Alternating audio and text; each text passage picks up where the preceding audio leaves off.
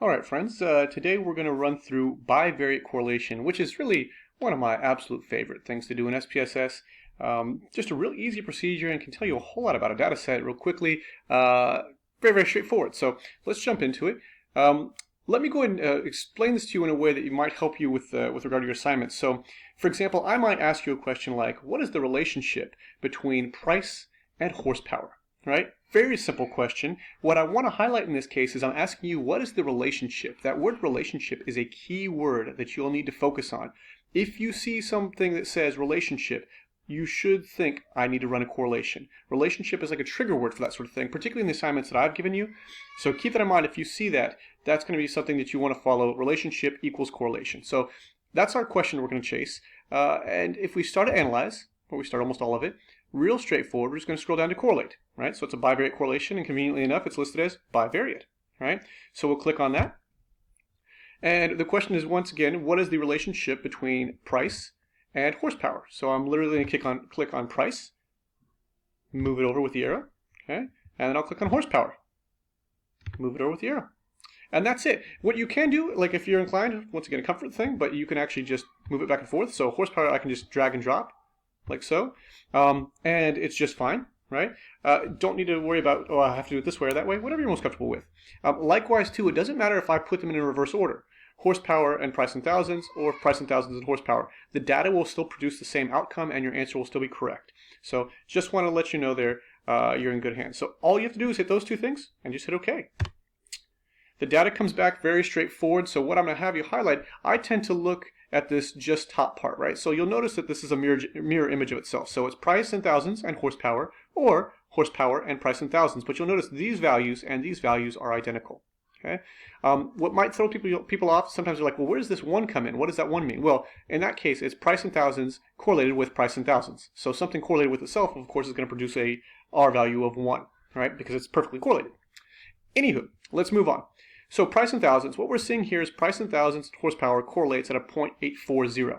Hopefully you've already had a look through the chapter on correlation to make this a bit easier, but I'll give you a crash course. This top number, when we're running correlations, this top number here is going to be the R value, the correlation coefficient. I know it's labeled here as Pearson correlation. It's because SPSS is being specific about the type of correlation. Nonetheless, it is a correlation coefficient, or lowercase r, as the textbook denotes it, right? When we look at this, there's two things that this value tells us. It tells us whether or not the relationship is direct or indirect, and it tells us how strong the relationship is, right? So if we look here, right, this is a positive value. It's positive 0.840. You know it's positive because there's no negative symbol next to it. If it's a positive number, you know automatically that the correlation will be direct.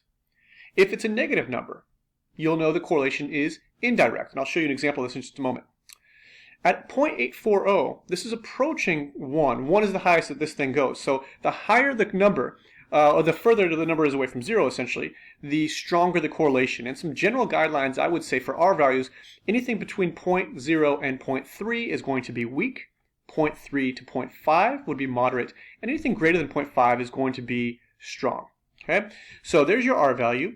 And there's your p-value. This second value here is significance, designated by the p-value. There's actually a separate lecture on significance. We'll talk about more later on.